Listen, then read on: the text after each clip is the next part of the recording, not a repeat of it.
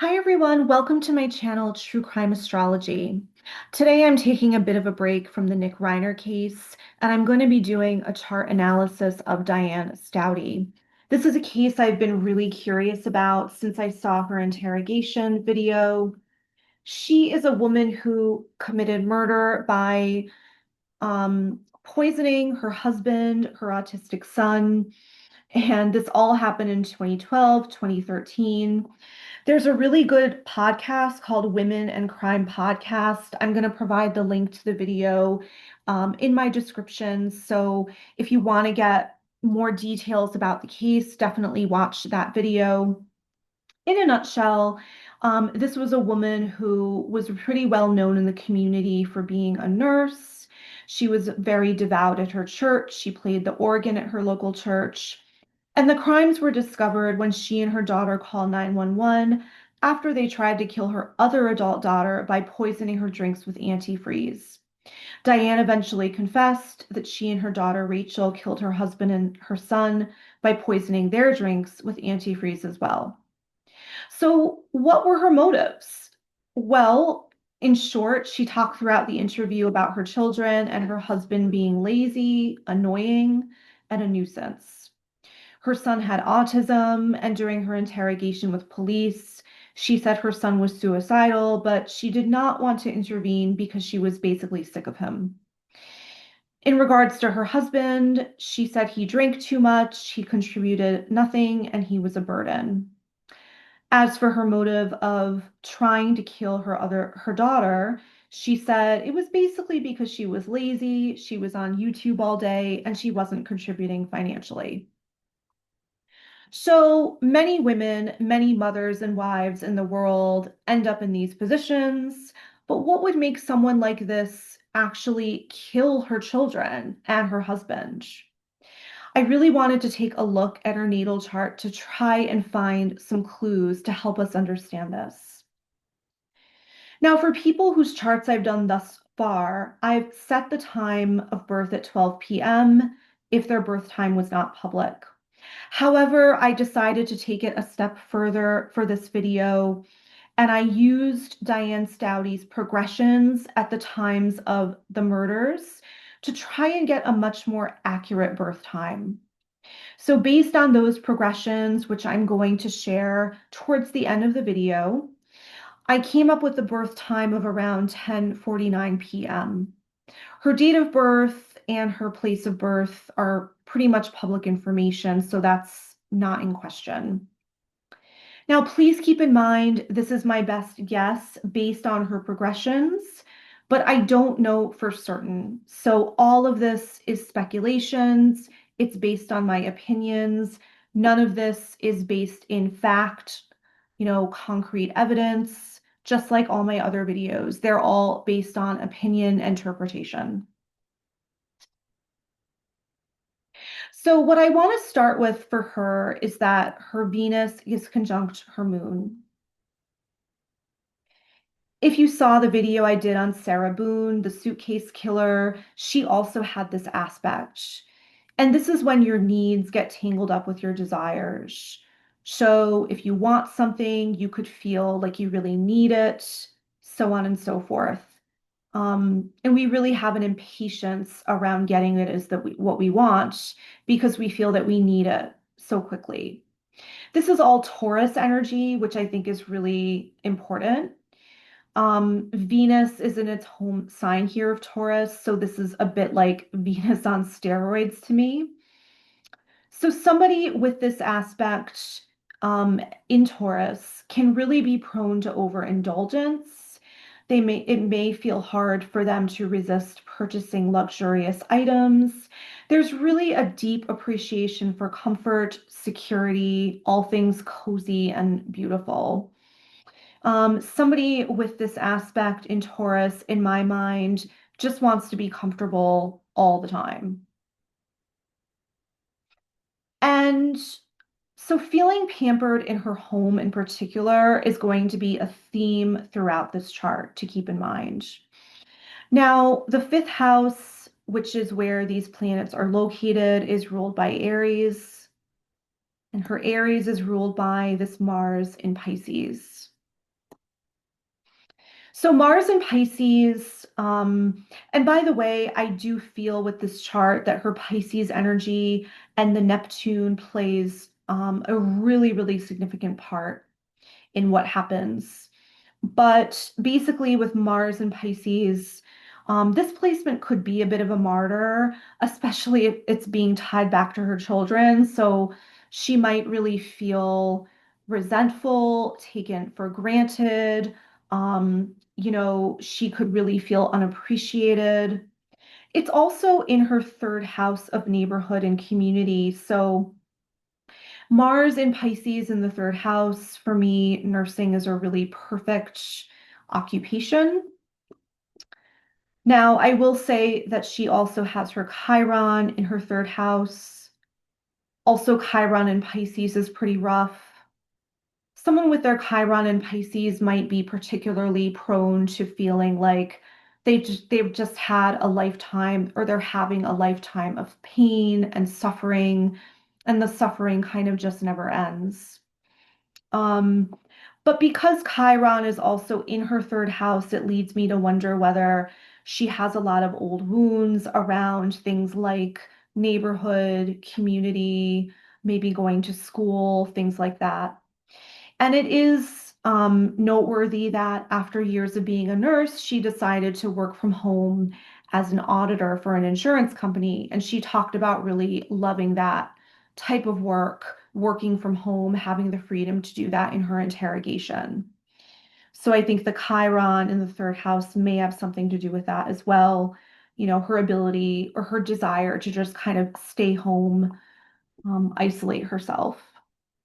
It's really kind of too bad because Jupiter conjunct Mercury is a really fantastic placement for somebody um, who could really provide guidance or teach others about how to cope or endure pain and suffering that they themselves have endured.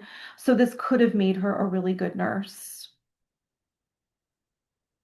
Now, I want to talk also about the fact that her second house, the house of finances, incomes, possessions, that's ruled by Capricorn. And Capricorn is ruled by Saturn, which happens to be in her second house, and it's in its home sign of Aquarius. So I'm bringing this up because there's a lot of theories that she killed her family for money. Of course, she ended up getting insurance from her husband's murder, which she used to buy a really big house for her family. Before that, I think I heard she had four children and her husband in a very small house with one bathroom. So that was nice for her to be able to use that money to buy a bigger house. And then I know she talked in her interrogation about getting money from her son's death because he was autistic. So I think he got Social Security or, some kind of money since he had a disability. And she talked about how she was going to save up the money to pay off bills. So Saturn in the second house could really kind of be a drag. It might make someone prone to feeling blocked or restricted from making money. Um, it is in Aquarius, so that is co-ruled by Uranus. And if we were to go through the hierarchy here, it would land at some point at Neptune in the 11th house. So her best bet at making money based on this chart is working with others, working, in a business or with groups or a corporation. But of course, she wasn't doing that at the time of the murder. She was working from home, so she really was not making a lot of money. Now, Neptune plays a pretty important role, like I said, in this chart. The first thing that I want to say about it is that it's making an inconjunct to Neptune. Neptune's also making a yod, or not Neptune, Mercury's making a yod because it's making another inconjunct to this Pluto, but I'm going to go over that later. And then her Neptune is also making a trine to her Mars. This is also in mutual reception. So Neptune in conjunct Mercury to me means she could have been having thoughts and fears in particular that just were not in alignment with reality. She may have felt like her family was out to get her, for instance, or that they were slowly killing her. And she was going to slowly kill them back. I'll get into that the more I go into the video. But in this case, I do see Mercury in conjunct Neptune as playing a vital role. Now, Mercury trine Neptune, it's interesting. Donna Adelson had Mercury conjunct Neptune. This is trine, but it can be kind of the same. So with Donna Adelson, I talked about how her Mars really helped her to be able to carry out her plan towards the plot to kill Dan Markel. I think the same thing for Diane here. The Mars really helped her to be able to get things in order, really take action to do what she felt was necessary towards getting rid of her fears, achieving her grand plan. But when you have this mutual reception, like you have with Mars and Pisces, Neptune and Scorpio, these planets, the energy of them can kind of dissolve into each other, speaking of Neptune. And so this also means to me that she could act in ways that were just not reality based. She tended to lose sight of reality. Um, Things got really blurry for her in her mind. She was not able to see clearly. And so a lot of that influences her actions, perhaps. So next, I want to talk about her North Node in Leo. First of all, this is making a trine to her Sun in Aries, which in this chart is in the fourth house of home and family. Essentially, what this tells me is that she may have wanted to feel like a queen at home, that she really wanted to create a kingdom, and her family members could be her servants, so on and so forth. And this, oh, what I wanted to mention too, let me erase this. Something I really wanted to try and figure out by looking at her chart was how we could tell if there was anything in here that gave off an indication, like that she would use antifreeze to poison people. That's a very unusual way to kill somebody. I mean, why didn't she just kill them in her sleep? She could have shot them. She could have used a weapon. I mean, she could have done a number of things. So why did she slip them this poison? First of all, her Chiron is in Pisces, like I said before. Sometimes if you see Chiron in someone's chart, it could give you a clue about how they died. For instance, Chiron in Aries, someone could have died, from a gunshot to the head or a head wound. In this case, it made me think about poisoning, being intoxicated, drowning, something like that. And I was doing some research, and I didn't know this before, but the North Node I was reading has to do with foreign elements and poison and toxic elements. So, being that her North Node is in the eighth house in this chart, first of all, it's in the death house. It's also a house of secrets. So, I find it interesting that she did this all in secret. No one knew this was coming. And she did all of this behind people's back.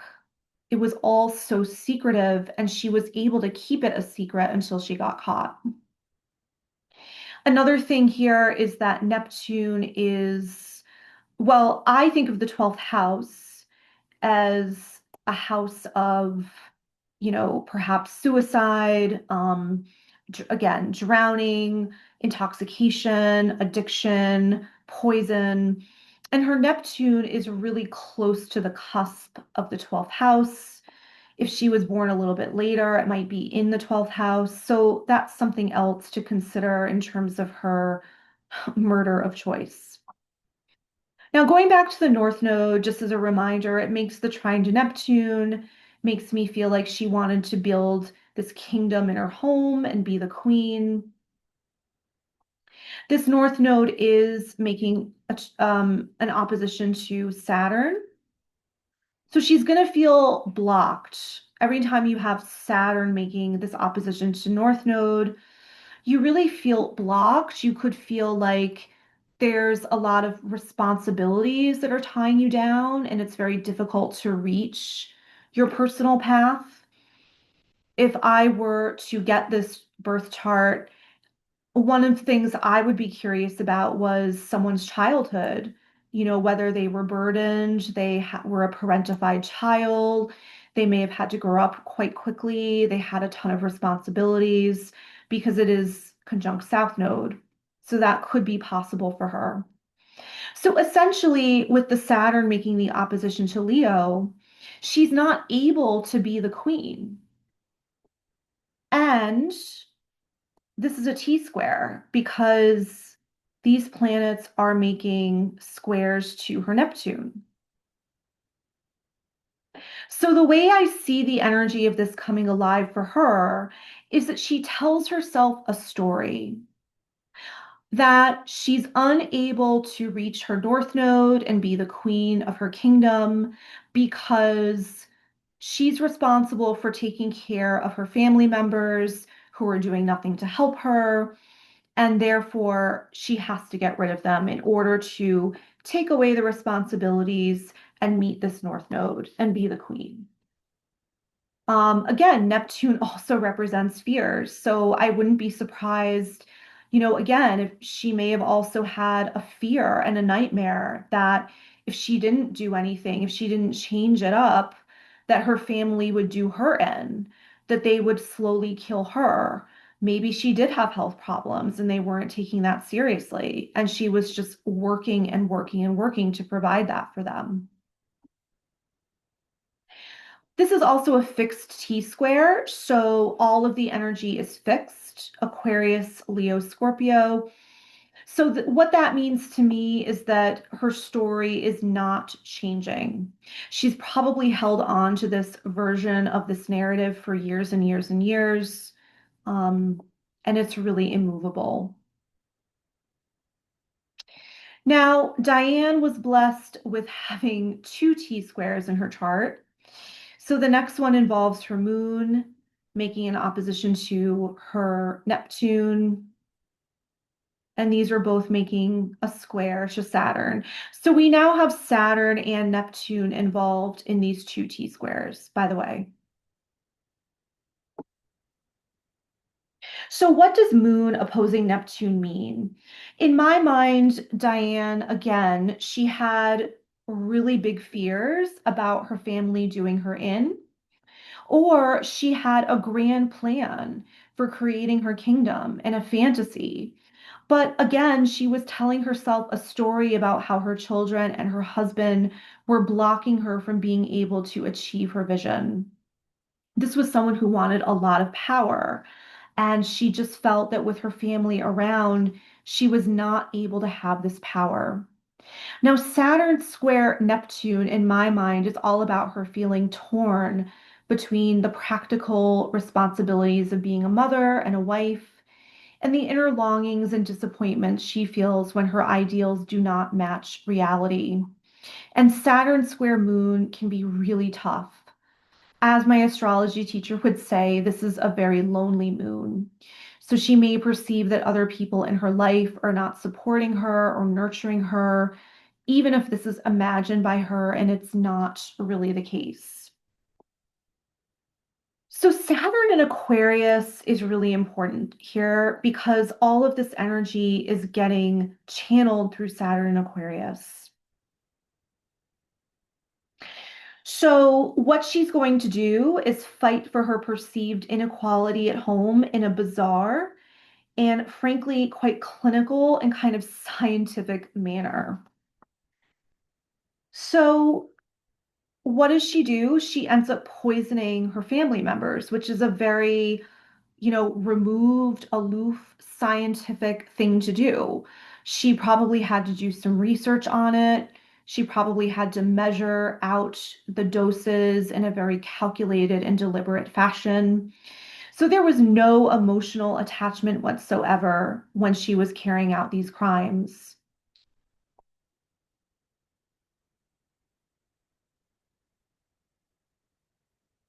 Now, I want to take a look at Pluto.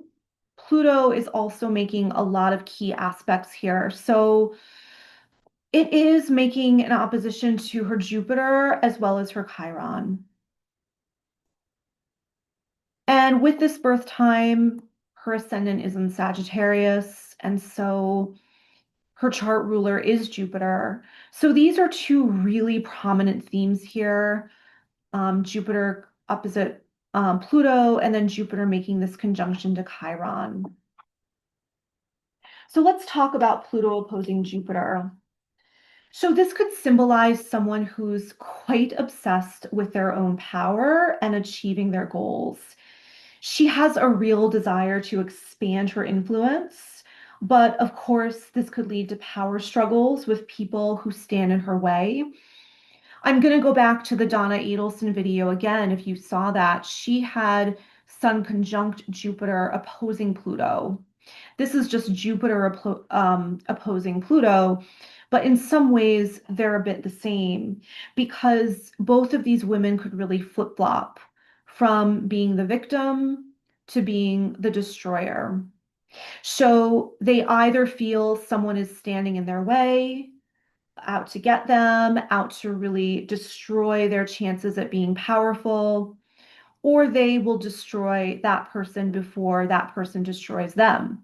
Again, I talked about how it's possible that Diane could have had this nightmare that her family was going to kill her in some way, even though that probably was not at all based in reality.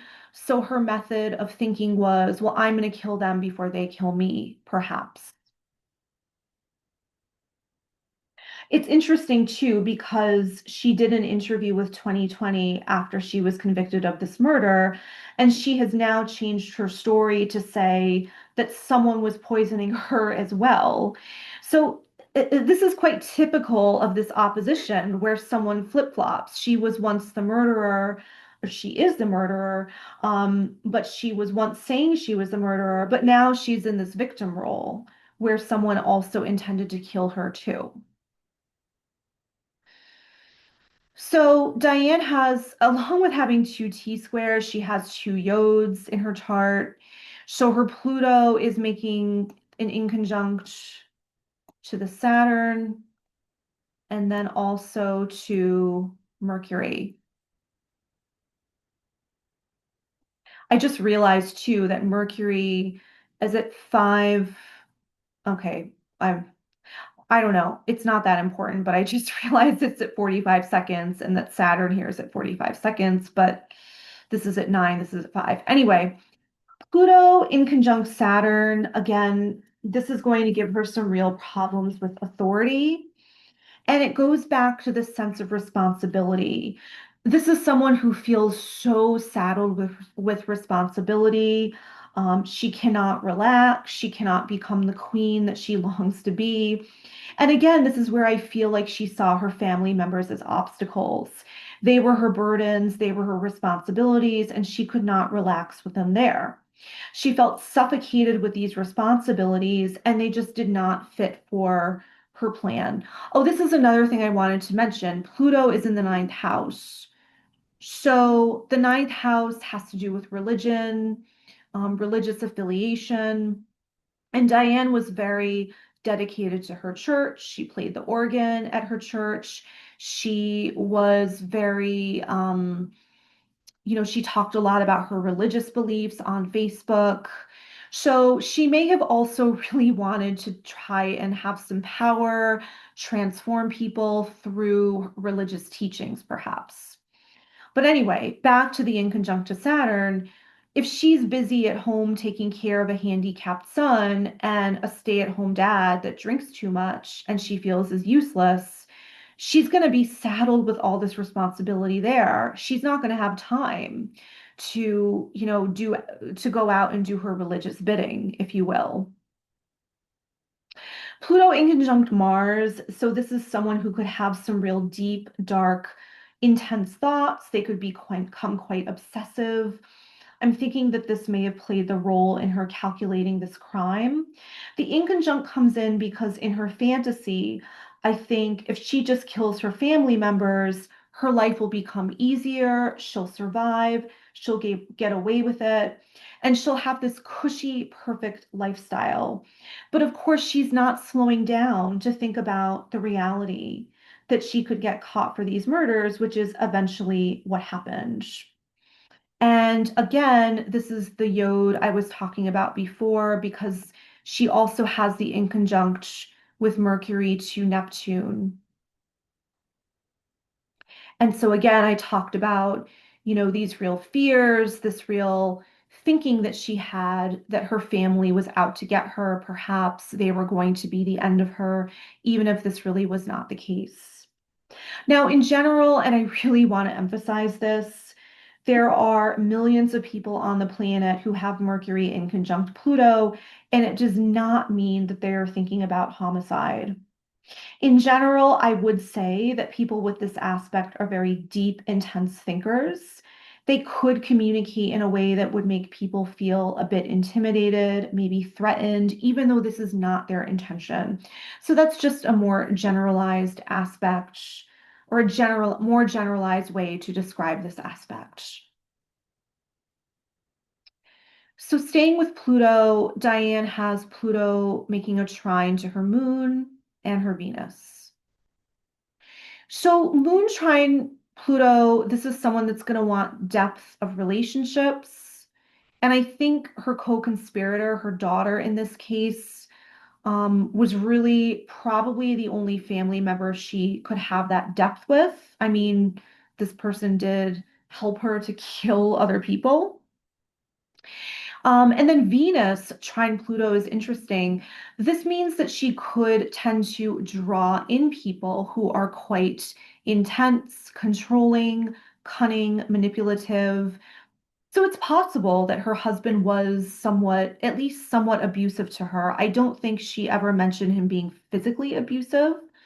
But this is quite possible that there were definitely some power struggles with her and her husband, and that he did also victimize her in certain ways. Definitely possible.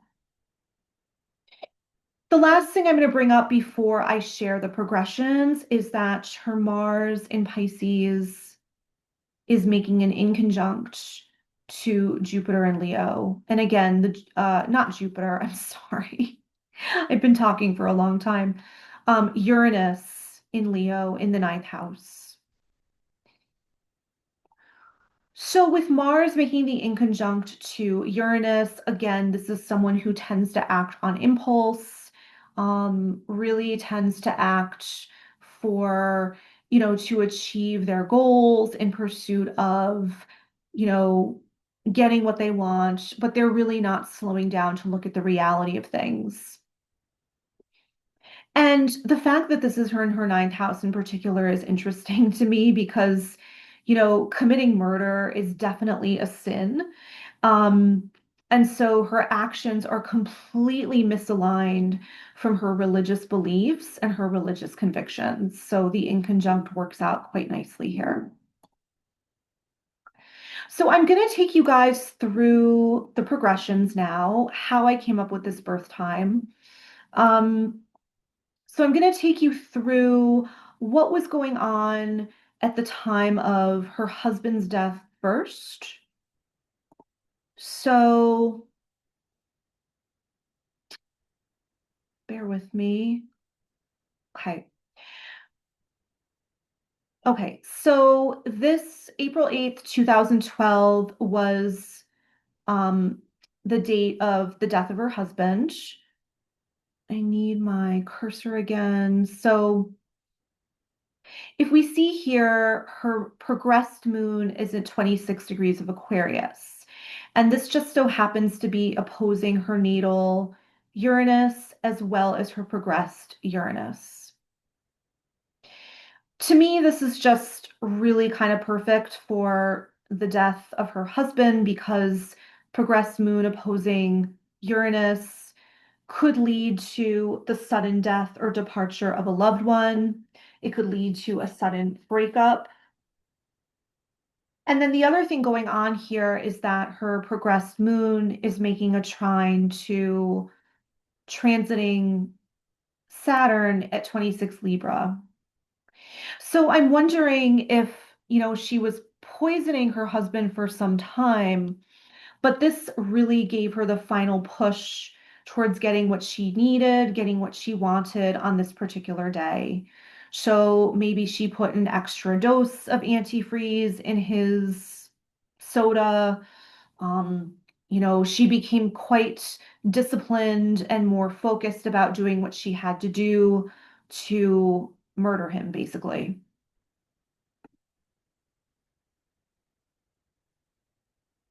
So now I'm going to go over the transits for another date.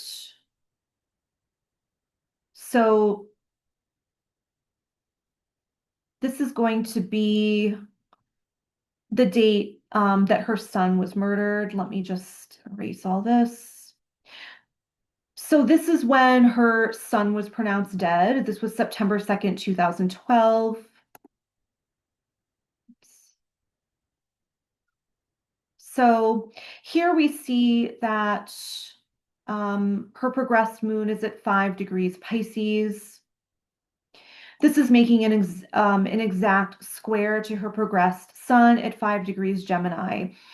Now, this tells me that she had more of an inner conflict around murdering her son because Sun square Moon really deals with inner conflict between your conscience, ego, identity. Does she really want to be seen as a killer of her son, and doing what she has to do to get her needs met?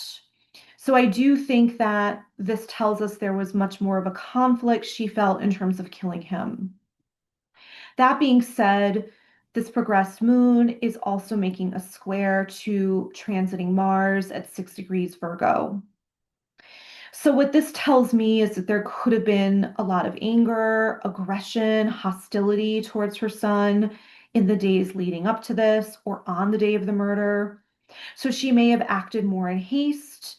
Maybe she slipped more antifreeze than she, really wanted to into his drink, which ended up killing him. Just an idea.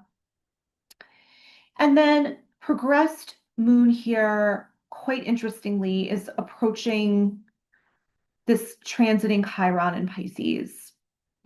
Now, as terrible as this may sound, what this could have meant for Diane is that she really saw this murder as cathartic and deeply healing for her. What I think, though, as well, is that because Chiron is such a karmic aspect, this could set up karma for her and her son in lifetimes to come.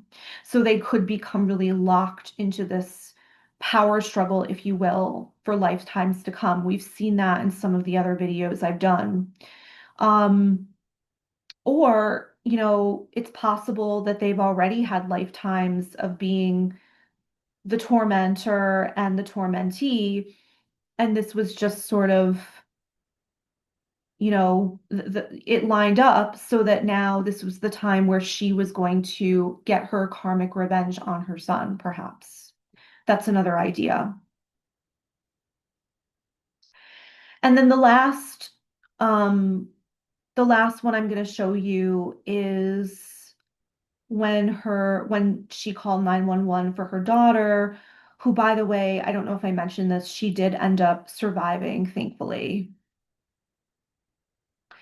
So she and her daughter Rachel called 911 on June 9th, 2013. Whoops. And so for this date, her progressed moon is at 13 degrees Pisces. And look at this, it's exactly on this transiting Chiron at 13 degrees Pisces.